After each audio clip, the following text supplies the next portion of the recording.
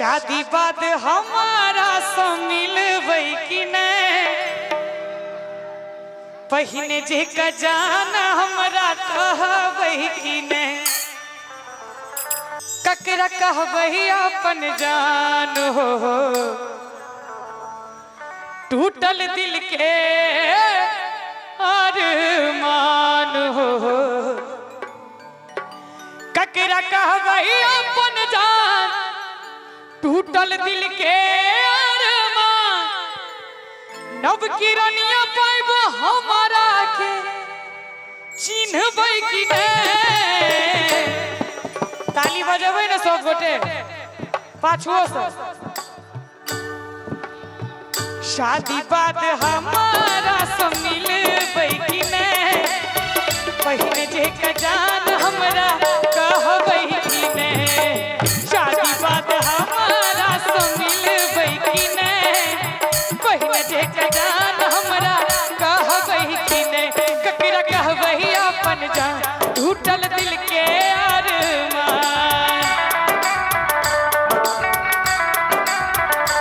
ककरा कहबै अपन जान टूटल दिल के अरमान नब की रनिया पाइबो हमरा के चिन्हबै कि नहीं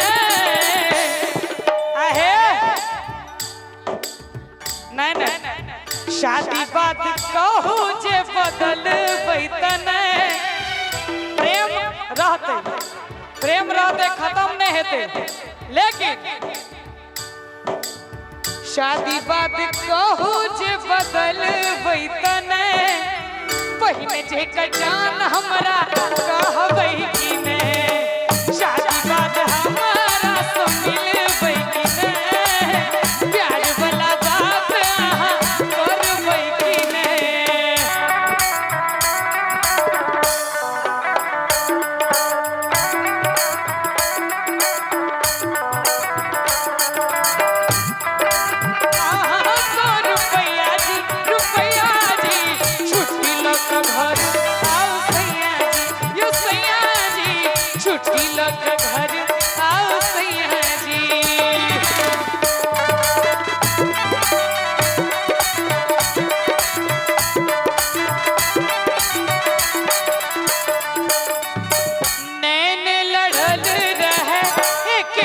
कॉलेज में प्रेम पत्र भेजत रही दिल वाला पेज में नैन लड़ल रहे एक दिन कॉलेज में प्रेम पत्र भेजत रही दिल वाला पेज में और गिन गिन के बीतया दिन कोना जियब आहा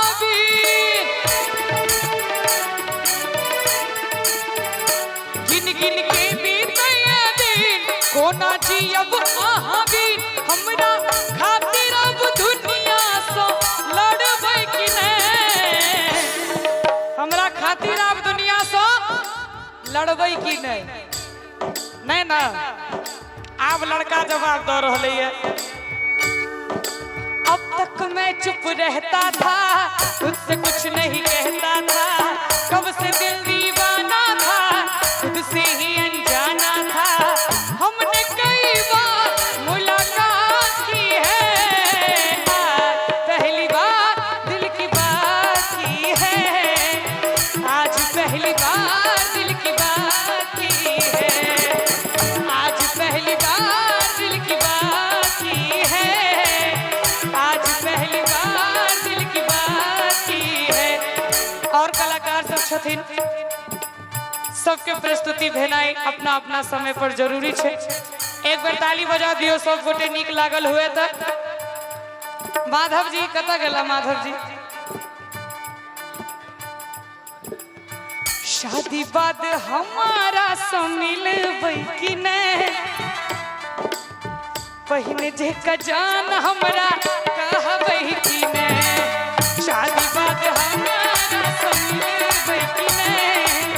पहिने जे का जान हमरा कहबै कि नहीं शादी बाद हमारा से मिलबै कि नहीं पहिने जे का जान हमरा कहबै कि नहीं शादी बाद हमारा से